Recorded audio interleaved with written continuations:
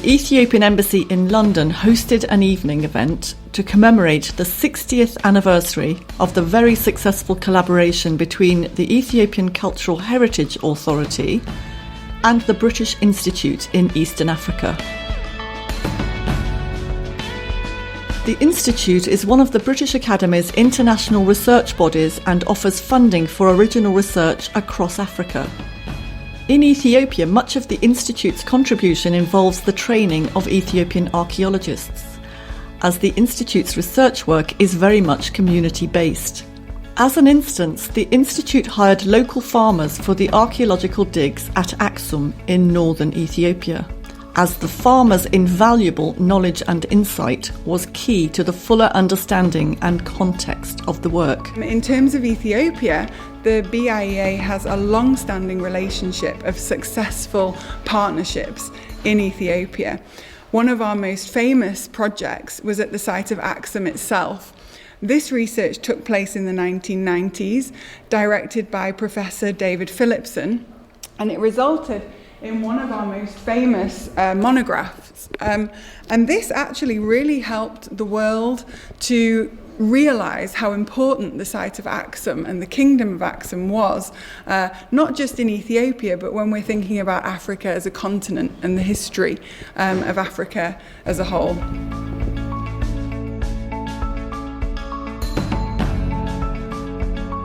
Aksum's success was a result of its rich agricultural heritage, which enabled long-distance trading both with neighbouring countries and further afield.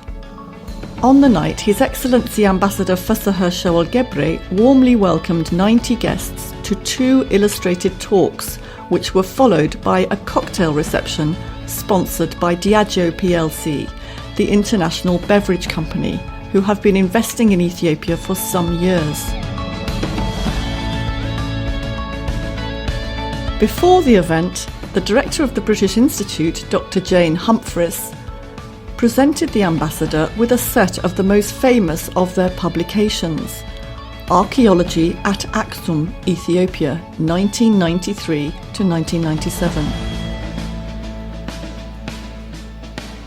As the event began, the ambassador praised the BIEA's work in Ethiopia and the publications that had resulted from many years of archaeology. I'm very happy to see people from UK advocating about Ethiopia. What they are doing is in promoting Ethiopia in the world tourism map, and also on the public diplomacy part of it, and exposing Ethiopia to get visits from UK and all over the world. It is something very much we appreciate so much. British Institute Director Dr. Jane Humphries began her talk with a brief history of the Institute from when it was founded in 1959, when its headquarters were in Dar es Salaam with an office in Kampala. The Institute later relocated to Nairobi with the encouragement of the Kenyan government. Dr. Humphries then outlined some of the highlights of the partnership between the Ethiopian Cultural Heritage Authority and the British Institute in Eastern Africa, which involved investigation of Ethiopia's spectacular archaeological history.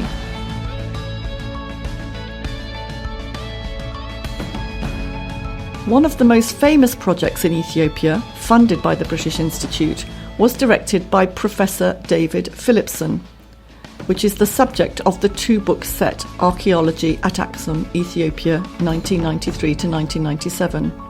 I think everyone watching this will appreciate that Ethiopia has an incredibly rich history, a very long history. For me, I was drawn to Ethiopia because I heard about these iron production remains, but no one had ever investigated them. And it's fantastic to be able to work in a country where there is so much potential to reveal an even greater record than we already know. The landscape is so rich across the country in deep history and amazing material culture that we have represented in the archaeological record. It's a great country to work in because there are so many different teams working at such important sites, both Ethiopian teams and international teams, and many of them, most of them, are collaborative in their approach. And it's a really wonderful place to start asking questions that can really help us to rethink the whole history of Ethiopia, but also a much broader region of Africa. The second speaker was Dr. Niall Finneran, who has previously directed landscape archaeology fieldwork projects in Ethiopia at Aksum, Shire and Lalibela. He presented some of the fundamental results of the research he conducted under the supervision of renowned Ethiopian expert Professor David Philipson in northern Ethiopia.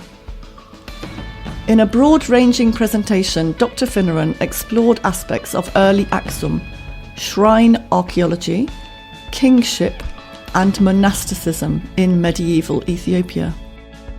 I was originally a British Institute in Eastern Africa graduate scholar back in 1995, and it gave me the chance to go to Ethiopia for the first time. And I worked with Professor David Philipson on the Aksum expedition in 1995, 96 and 97. And he was my PhD supervisor at Cambridge. So I had 3 years with him in the field, number of months in Ethiopia, working up in the north, up around Aksum. And then subsequently, I got my PhD and I taught at SOAS.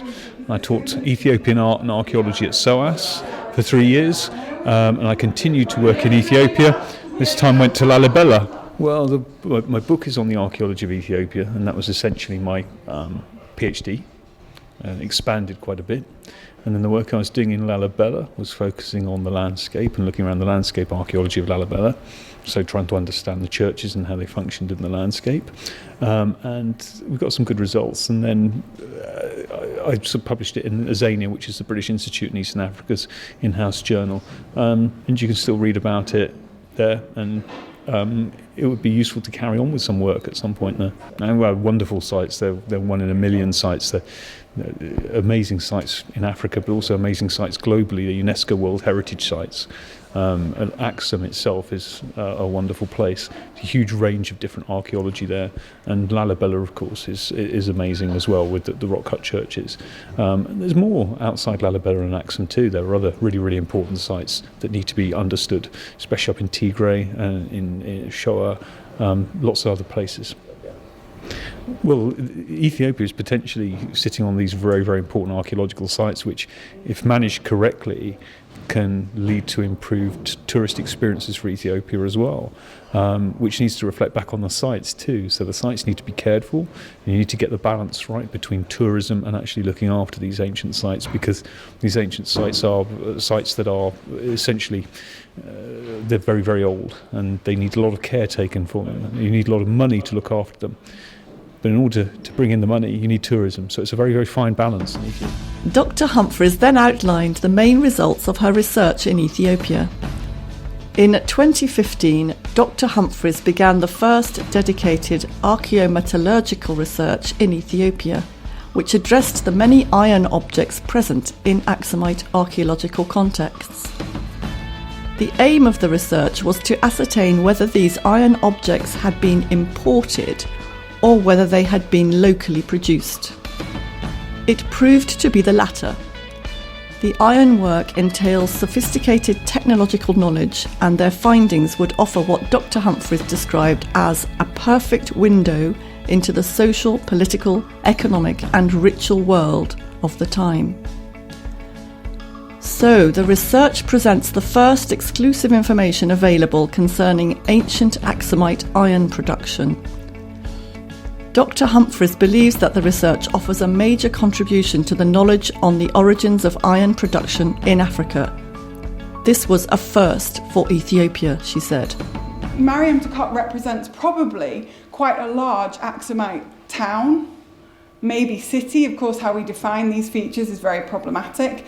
But over the history of the area runs over hundreds of years. So we wanted to explore this a little bit more. And over, I think, the course of about a week, walking very, very quickly, we were able to identify just in a couple of these are about 1 kilometre squares, 48 locations where we found worked stone, mainly obsidian, We had 39 pottery locations. We had 15 locations where there was iron slag. 13 rock features, rock-cut graves, game boards, etc. We also had glass beads. And of course we mapped this across the area. One of the other features we found were the remains of another large Axumite building that hadn't been documented before. So a really exciting landscape that is just waiting to be studied. Now, of course, these are all surface finds. That's problematic in itself. The landscape is very heavily farmed, but it just gives an indication of what is there in this very, very small region. And just to give you an idea, some of you, probably most of you have never seen a piece of iron slag made from bloomery iron production. So here you can see some of the examples of iron slag that we were collecting. We've got blowpipe over here that supplied the air into the furnace. This strange lump here is material that built up these big furnaces that they were using to smelt in. And over here we have samples of ore that they were throwing into the furnace. So these are the sorts of things that we collected. And one of the really great things about working in Ethiopia is that the ARCCH are incredibly supportive of projects like this, which ultimately require permission to transport these samples out of Ethiopia for analysis in the laboratory.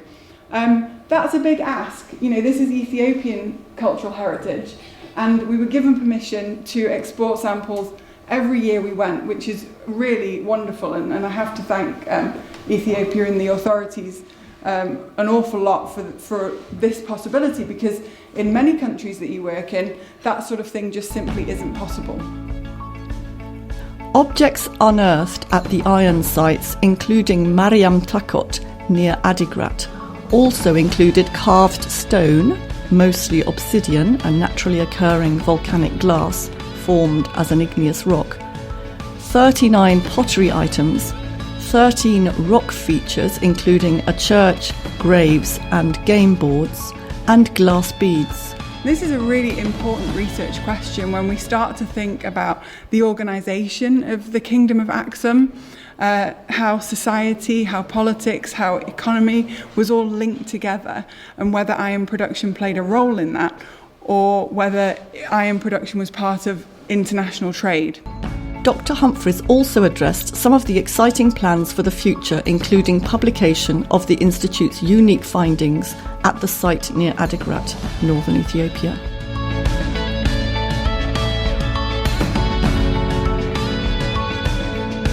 The evening event concluded with a question and answer session when audience members asked for further information on the British Institute's work in Ethiopia. Several audience members also raised the issue of items looted from Ethiopia, including Dr. Ian McLennan, who rescued a tablet he found in an antiquarian bookshop and returned it to the Ethiopian Orthodox Church authorities. His efforts prompted loud cheers from the audience.